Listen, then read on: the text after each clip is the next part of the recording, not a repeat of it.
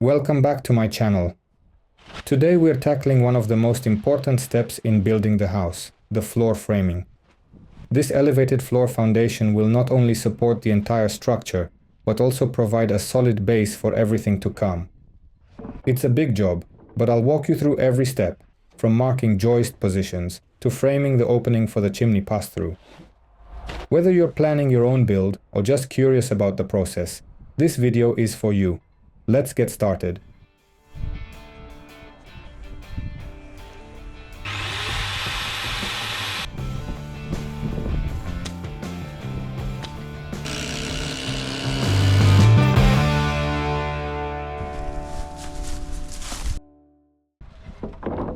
The first step in framing this floor is marking the positions for the floor joists on the header joists.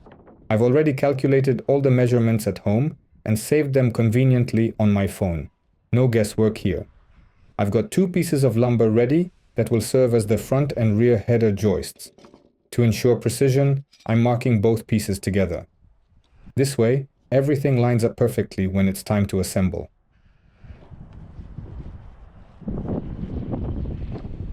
Did you know that a whopping 88.9% of my audience hasn't subscribed to my channel yet? And guess what? Most of them keep coming back for more. If you're one of them, come on, hit that subscribe button and tap the notification bell. Your support will fuel me with extra energy to keep improving and bringing you even better content. Let's build this journey together.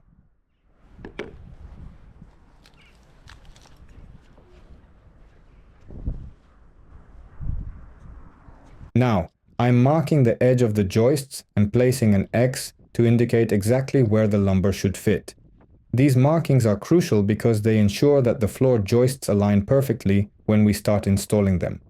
It's all about precision and making sure everything is in the right spot for a solid level frame.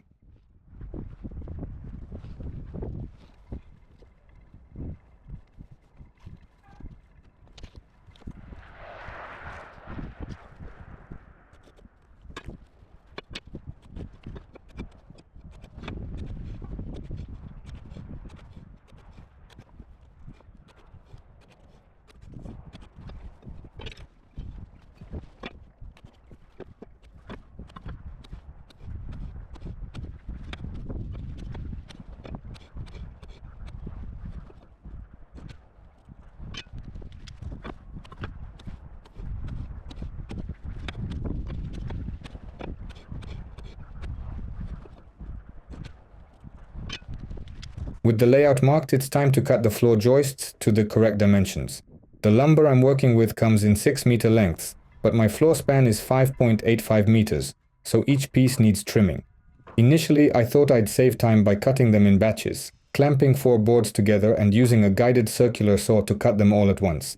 It seemed like a great idea in theory, but let's see how it worked out in practice.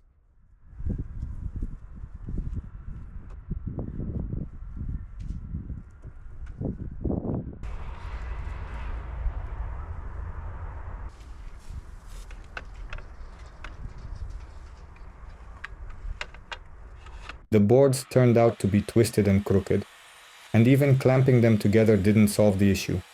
In the end, I had to go back to basics, using a speed square and a circular saw to cut each one accurately. At least I gave the batch cutting method a shot. It's all part of learning.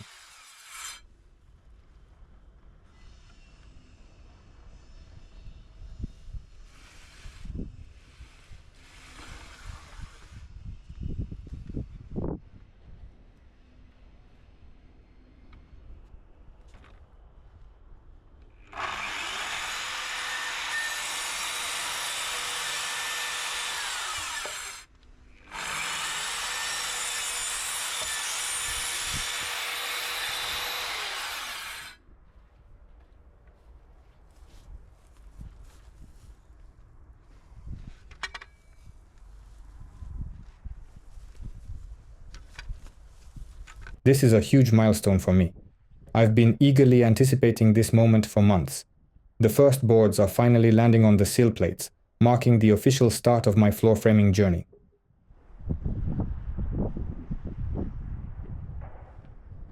Looking back, it feels incredible to have come this far. From pouring the concrete slab to building the foundation walls, every step has been a challenge, but it's all led to this moment. Seeing the floor take shape on the sturdy foundation I worked so hard to build is incredibly rewarding.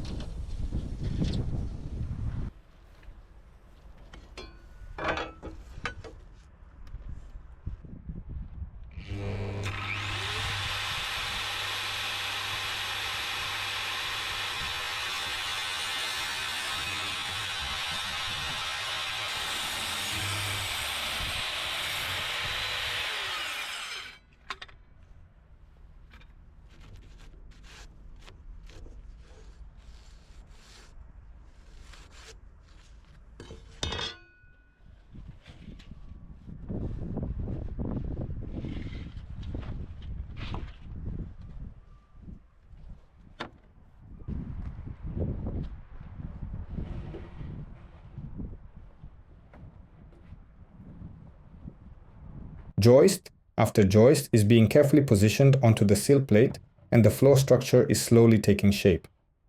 Each piece fits into place, transforming months of planning and groundwork into something tangible.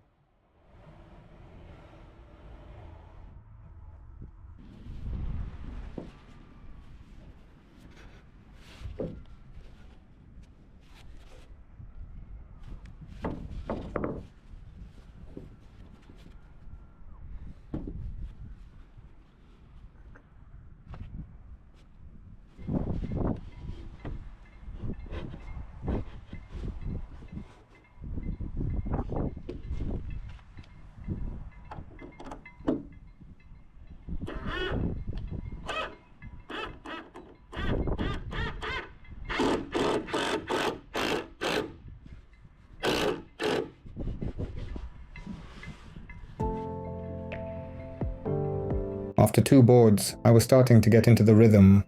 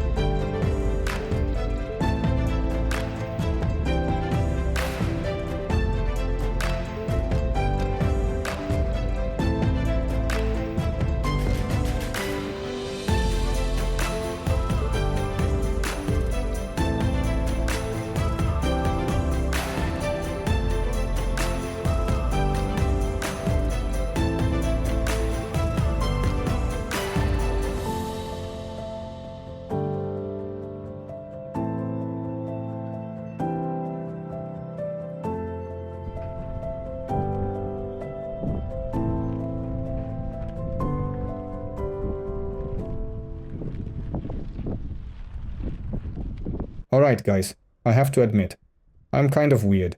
I actually enjoy watching people build things, even when it's repetitive or just plain monotonous. It's oddly relaxing to me. I spent a lot of time debating whether this episode should be shorter or longer. In the end, I decided to leave it as is because maybe there are other weird people out there who, like me, might enjoy watching the entire process of framing the floor in detail. That said, I totally understand that not everyone might find this entertaining. So if this part isn't your cup of tea, feel free to skip ahead to the next chapter of this episode. I've marked it in the video description for you.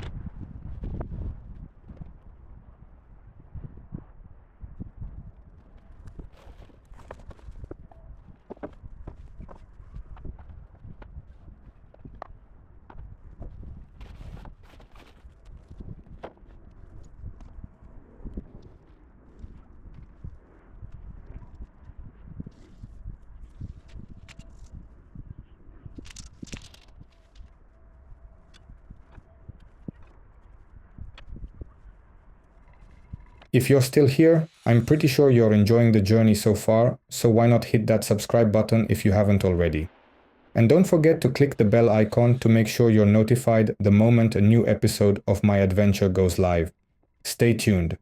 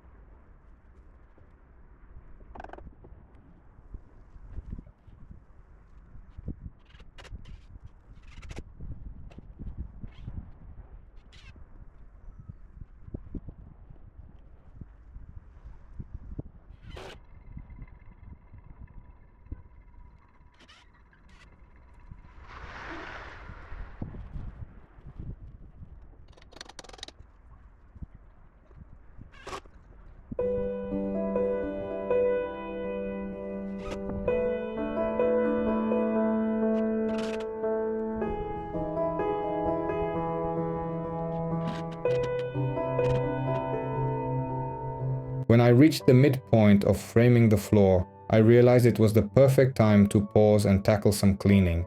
It's much easier to handle now than once everything is fully in place.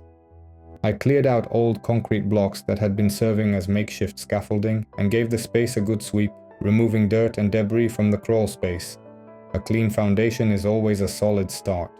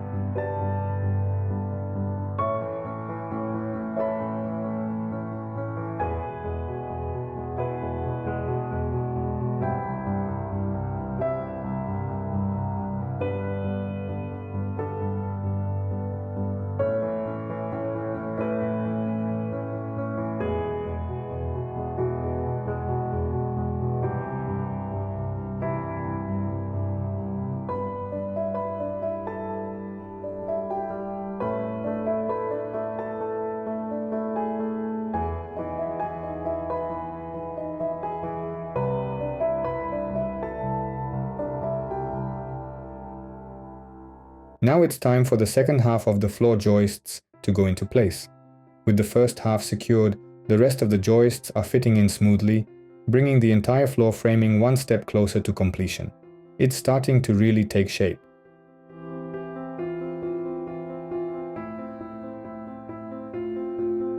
Looking back to when I was digging the footings, it feels like such a big part of the journey. That was the moment when everything began to take form, but it wasn't easy. Digging those trenches, ensuring the footings were properly set and leveling the ground. Those were tough, exhausting days. But seeing the concrete finally set and knowing that solid foundation was there really gave me the confidence to move forward.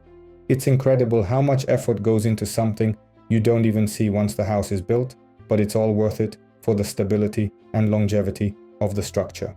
Now, as I'm working on the floor framing, it's rewarding to know that the hard work from those earlier days is supporting everything I'm doing now.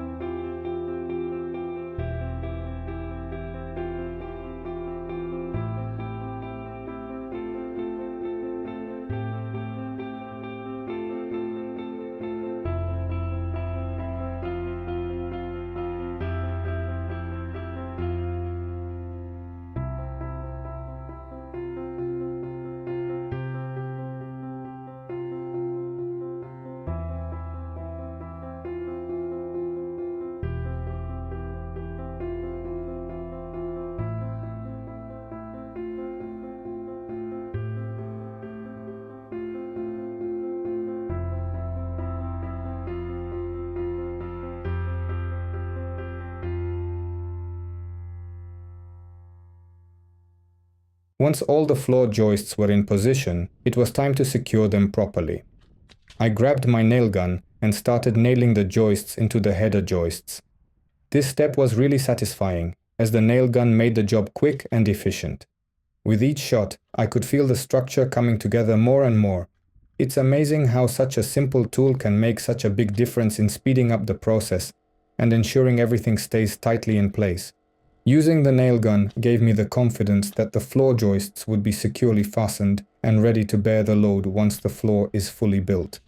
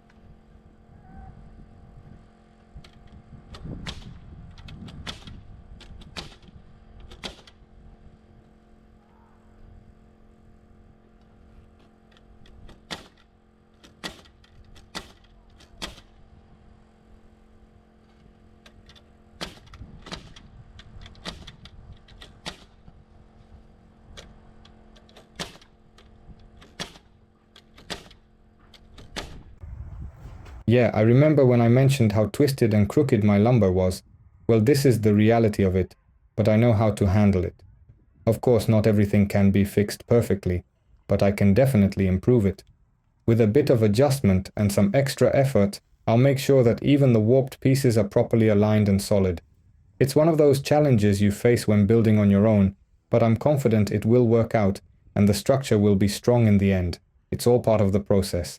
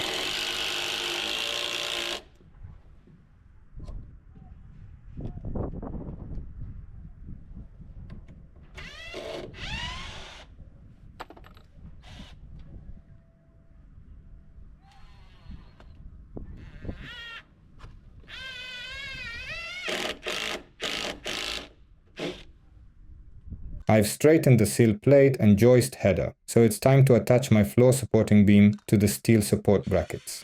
But here's the catch, I did that too early. It turned out to be pointless, because the sill plate isn't attached to the foundations yet. The sill plate is still bowed, and that means, in some spots, it's actually a few millimeters above the foundation beam.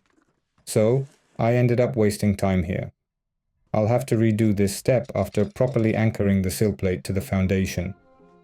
Another lesson learned, sometimes you need to go back and fix things to make sure everything fits just right.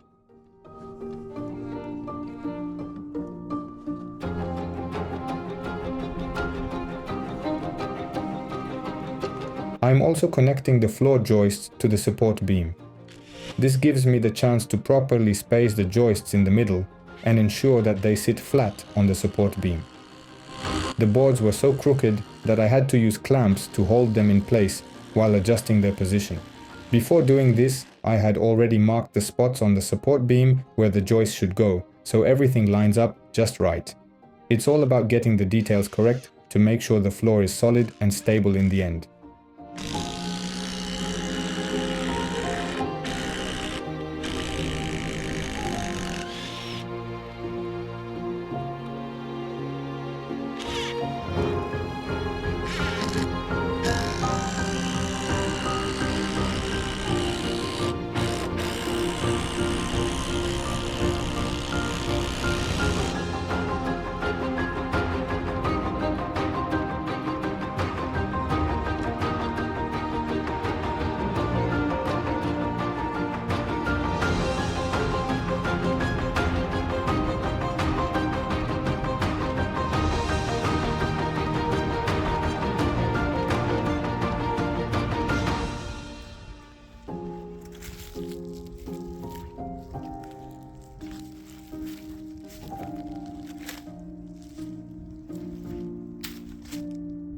Oh no, I've missed aligning one floor joist.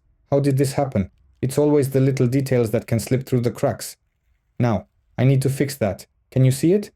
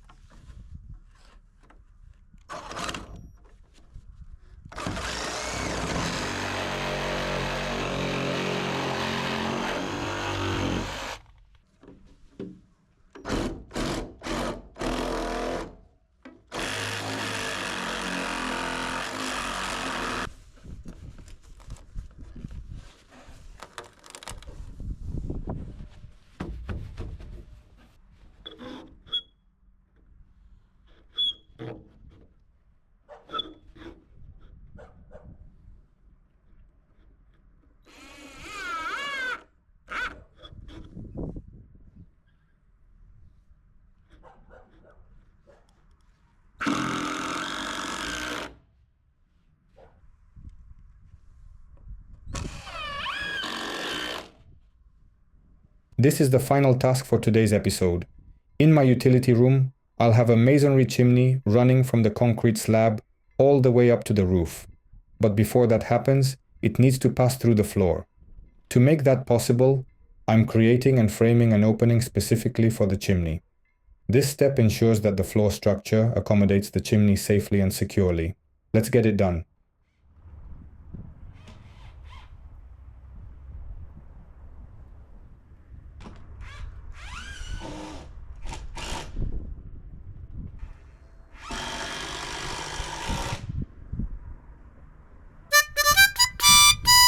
It is done. The chimney pass-through is framed and my floor framing is almost complete. The only things left are one floor joist and the frame for the crawlspace entry from my utility room. But for me, this is it. The floor framing is ready. It's been a lot of work, but I'm really happy with how it's turning out. It feels like a huge milestone in the project. Just a few more details to wrap up, and then we can move on to the next stage.